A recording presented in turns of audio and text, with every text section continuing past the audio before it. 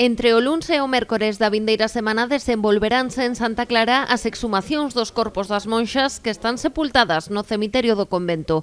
Dende o 1900 hai rexistrados 58 soterramentos, pero non se desbota que haxa máis de épocas anteriores. Fai unha semana xa estaban chegando as autorizacións da Xunta e agora xa teñen todas as autorizacións pertinentes e xa por eso xa se procede a exhumar os corpos. Este é un paso máis nos traballos de recuperación do complexo. Xa remataron as tarefas de desentullo das instalacións, o que facilitará a realización de sondaxes e a catalogación de algúns dos elementos que se foron atopando. O criterio foi recuperar todo aquel material que poidera ter un valor histórico, artístico ou contextual que nos permita poder realizar no futuro algunha recreación, algunha escenografía. O criterio de recollida foi como se fora unha peza do museo, porque as pezas, como antes comentaba, non son importantes polo que son en sí, senón polo que conta. Agora comezará a fase das sondaxes arqueolóxicas e dos estudos historiográficos, coa participación de até unha trintena de expertos.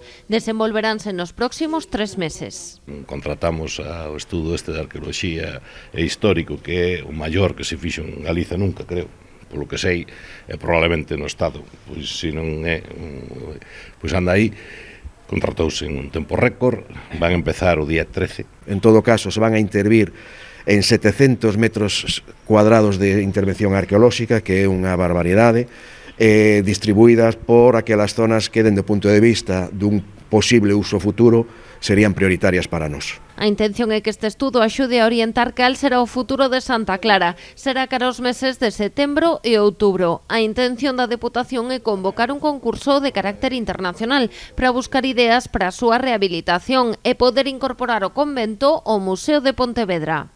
Estamos seguros.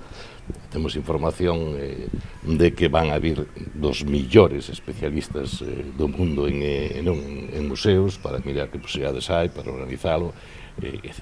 Tras as visitas que se celebrarán esta fin de semana aos xardíns, o convento quedará pechado por mor destes traballos arqueolóxicos. O que se manterá, explican dende o Concello de Pontevedra, é a programación cultural na igrexa.